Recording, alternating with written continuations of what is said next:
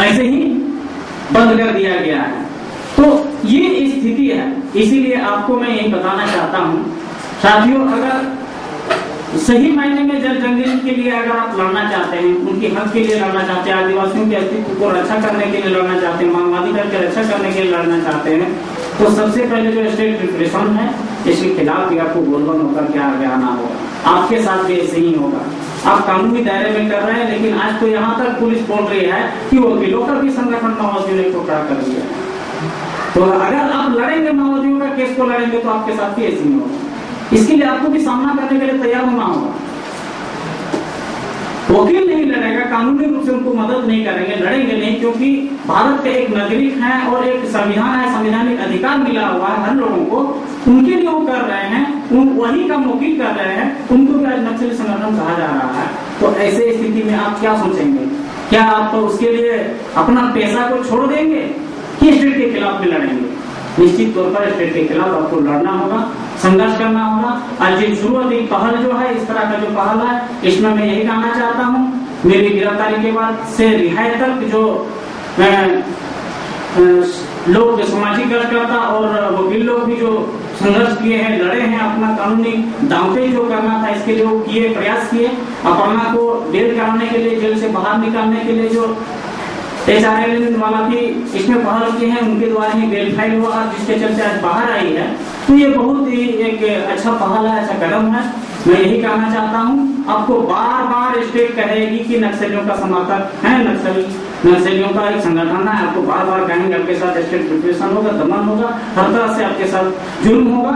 आपको इस कठिन परिस्थिति में भी आपको लड़ना होगा, संघर्ष करना होगा। तब सही मायने में जल जंगल के लिए, जमीन के लिए जो लड़ रहे हैं उनको आप रक्षा कर सकते हैं, मानवाधिकार की रक्षा कर सकते हैं। अन्यथा ये सेमिनार और बोलने से ये रक्षा नहीं हो पाएगा, इसके लिए लंबी लड़ाई लड़नी होगी।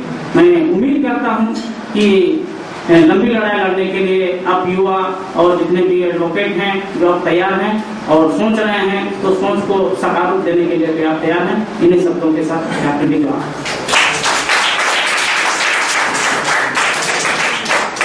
अभी मेरी पत्नी कुछ संक्षेप में अपनी अनुभव बताएंगी कि किस तरह हुआ था, क्यों हुआ था इनके साथ।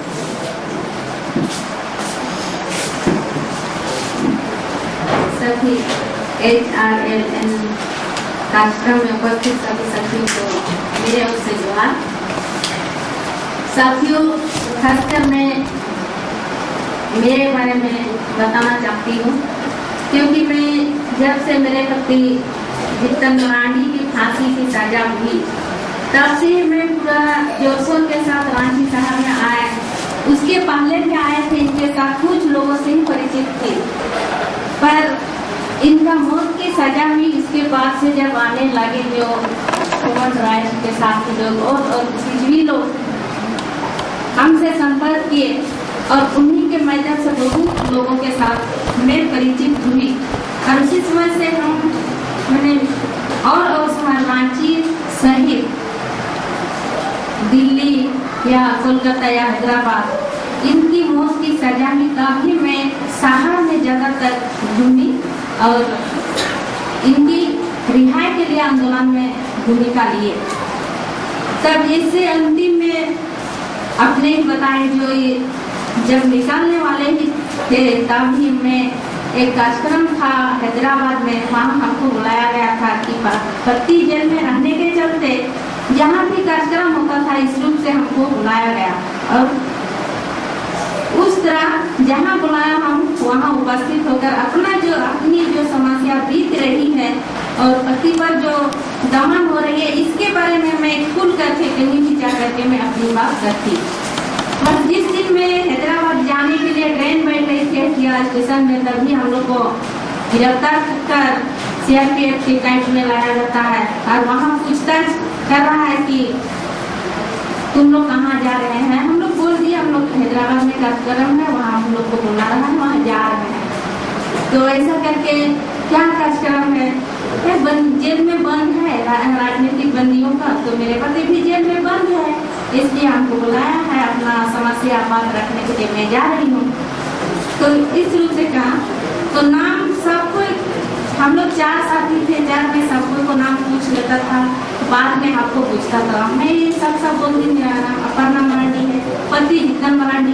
और नाम करते हुए हमको पूरा दबाव दे रहा था। तू बता, सच सच बता, हम लोग जो जानते हैं वो तुम बता, तुम्हारे राहत होगा। तो हम बोले मेरा नाम एक ही नाम है, अपर्णा मरांडी, इसके सिवाय कुछ नहीं है। मैंने अपर्णा मरांडी के अलावा जो वोटर आईडी कार्ड में जो गाँव था में पहले ही सर्वे हुआ था, जिसके कारण अपर्णा देवी लिखा गया था वोटर आईडी कार्ड में, तो इसके आईडी कार्ड में देवी है, तो गाँव में हमको अपर्णा देवी बोलता है। लेकिन जो राजनीतिक रूप से हर जगह में हमको अपर्णा मरांडी करके जानता है सब लोग। तो इसी बात हम बोले तो नहीं, और नाम है, तुम नहीं बता रही हो, तुम्हारा नाम संतोषिनी है, तुम दुमका से काब आई है, दुमका में तुम रहती है, दुमका से काब आई है। इस रूप से हमको दबाव देते रहा, तुम संतोषिनी हो, नहीं बताती है। तो हम बोले नहीं है, मेरा नाम संतोषिनी है ही नहीं है, तो कैसे बोलेंगे हम? तो बोला सच बताओ, सच सही बताओ। तो इस रूप से हमको दबाव देते रहा। और क्या घर में क्या काम करती है? किसान भी काम करते हैं। फिलहाल में जो जल संहिता का चुनाव हुआ है, तो जल संहिता में हम जुड़े हैं। इसके बाद जो 24 नवंबर को वीडियो वॉलंटियर्स का ट्रेनिंग हुआ है, उसमें हम काम करने के लिए ज्वाइन हुए हैं। तो कितना बार कैसे भेजे हो? एक बार भी नहीं भेजे हैं, सिर्फ ट्रेनिंग लिए हुए हैं, बस सिर्फ उतना ही बोले हो। आप भी पत्रकार बनने जाती हो, तुम चलाकी बनती हो, ने इस रूप से हमको दबा दिया, सिर्फ इतना ही पूछताछ किया। इसके बाद जब वहाँ से हम लोग को पूछताछ करते हुए यहाँ सुखवाली थाना महिला को संघ में लाते हैं, वहाँ भी लोग आ रहे हैं, पूरा स्टाइल से पूछ रहा है संतोषिनी, तो हम लोग सब चुपचाप है। उन लोग भी नहीं जानते संतोषिनी किनका है, कोई नहीं है संतोषिनी नाम, तो सब वही नाम से सब कोई बोल रहा है, तो हम लोग चुपचाप है, सिर्फ हमको पूरा गौर से देखता है, आप चले जाते हैं। तो उस रूप से आया। जब 9 तारीख रात हो रहा है, तो उस दिन मैंने बड़े से बोला साहिब आया है, अब कौन सा था हमको उतना पता नहीं था, तो उनके सामने हमको बुलाया। तो वहाँ देखे हम काठी कुंड लिखा हुआ है, उसमें संतोषिनी लिखा हुआ है, मंजली लिखा हुआ है, उसमें हमको साइन करवाता है। और पूछताछ नहीं, सिर्फ उसी दिन पूछताछ किया। इसके बाद वहाँ जब वहाँ सिग्नेचर करवा रहा था, हम बोले सर मेरा नाम संतोषिनी नहीं है, अपना नाम हम दुमका से गए हैं, हाँ काठी कुंड देखे हम कुछ भी नहीं है, मंजली भी मेरा नाम नहीं है, इसलिए हम सिग्नेचर नहीं करेंगे। ऐसे हम बोले नहीं करेंगे सिग्नेचर।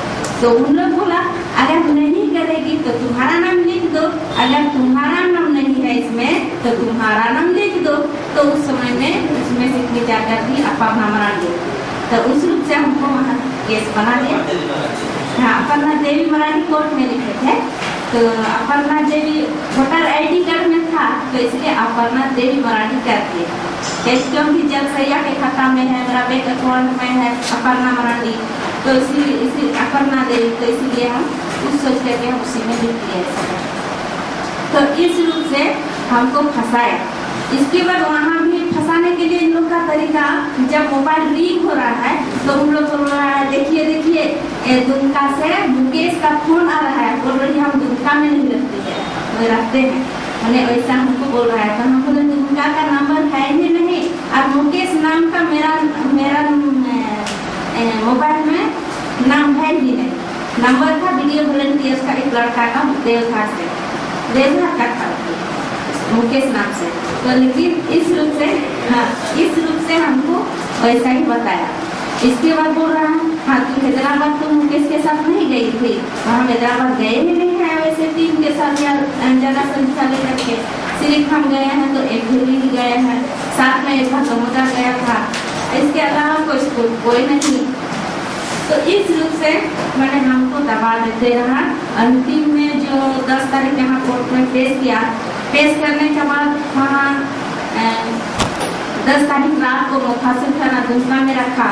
तो वहाँ रखने के बाद भी वही पूछ रहा था तुम सही बताओ दुमका में रहती है कि नहीं, तेरा नाम संतोषिनी है कि नहीं, तुम मुकेश को जानती है कि नहीं। तो यही दबाव हमको देते रहा। तो हम बोला मुकेश को भी मैं नहीं जानती हूँ, मेरा नाम संतोषिनी नहीं है, ना मैं दुमका कभी आई हूँ। तो इसलिए अगर तू सच बोलती हो, तुम झूठ बोल रही हो, मैंने इस रूप से हमको मैंने कसम खिलवाया बच्चा से। तो हम कसम खा लिए हम दुमका कभी नहीं आए हैं, मेरा नाम संतोषिनी देवी है। तो इस रूप से कहा तुम सच नहीं बता रही हो, हम लोग साफ जानते हैं तुम झूठ बोल रही हो, तुम दुमका में रहती हो। मैंने यही तुम दुमका में रहती हो, तुम झूठ बोल रही हो, हम लोग सब जानते हैं। तो इसी तरह करके हमको उन लोग को ना अब तुम संतोषिनी के नाम से जेल जाएगी। तो आप लोग का मर्जी, आप लोग जेल भेजेंगे तो जरूर जाएंगे। तो उस रूप से वहाँ पूछताछ की आती है। इसके बाद हम जेल भेज दिया 11 तारीख 4 बजे हमने जेल हम लोग गए। तो उसके बाद वहाँ जाने के बाद तो मैंने जेल का जो ट्रस्ट है वहाँ सबसे पहले तो शुरू दिन आपको लाभ खाना होगा, कोई सा जगह पे रखेगा, सब कोई पार से थोड़ा सा टच करेगा चाहे। तो इस रूप से हमें तो बहुत अच्छा नहीं लगता है शुरू दिन इस रूप से जेल पे। तो उस रूप से वहाँ का कष्ट तो जेल है इसलिए बहुत ही कष्ट है, अच्छा तो नहीं कहेंगे। तो उस रूप से इसके बाद हम लोग का जो मुलाकाती के लिए भी हम लोग का वहाँ नक्सली केस में जो जाते हैं वहाँ भी हम लोग पूछताछ किया। एक दिन ऑफिस में बुलाया, वहाँ पूछताछ किया तुम क्या कर रही थी, 300 जानते हैं, कहाँ कहाँ घूमी है। तो मैं राखी कहाँ गई थी हमने नहीं छिपाया, सब बता दिए। 300 जानते हैं, साहब भी लोग को सब बता दिए, 300 जानते हैं। दिल्ली का किनको मैंने हर जगह का जहाँ बताते थे। तो ऐसे बात हमको बोला कि तुम ह्यूमन राइट्स में कोई लिखित भेजे हैं, ऐसे हमको पूछा। तो हम बोले सर लिखित हम नहीं भेजे हैं, लेकिन ह्यूमन राइट्स के लोग हमको अच्छी तरह से जानते हैं, मैंने इस रूप से हम बोले अच्छी तरह से जानते हैं। तो इतना पूछताछ किया, जब तब तक हमें 3 महीना नहीं हुआ था होने का था। तो इसके बाद पूछताछ करके उन लोग को दोस्त था, बड़े बड़े लोग भी हम लोग पूछा, सुप्रिंटेंडेंट को ऑफिस में ले जा करके। इसके बाद जो थी मैंने चार्जशीट आ रहा है और मुलाकाती के लिए हम लोग के लिए इतना दिक्कत करता है कि जल्दी से हम लोग को नहीं मिलने देता है। वहाँ नक्सली केस में जो भी है वो कष्ट करना पड़ता है, वो भी मैंने 12 बजे समय 12 बजे मिलने देता है। और जिला साहब रहेंगे, जिला साहब एक एक करके जो भी सामान जाएगा जिला साहब देखेगा, पैसा से लेकर के जो भी छोटा छोटा चीज थी वो जांच करेगा अच्छा से, तब समझ जाएगा उसी में। तो तब तक तो मेरे पास कोई नहीं मुलाकाती गए थे। एक बार ये भी लोग वकील मेरे इधर से जो भेजा गया था वही गया, इसके बाद वहाँ से तो कोई नहीं जा पाएगा। मैं भी सोची थी मेरे मुलाकाती तो नहीं आ पाएंगे क्योंकि मेरा पति जेल में है, नाम को जेल में डाल दिया। तो इस रूप से समस्या झेलना पड़ा, जिसमें मैंने बहुत ही कठिनाई झेलना पड़ा।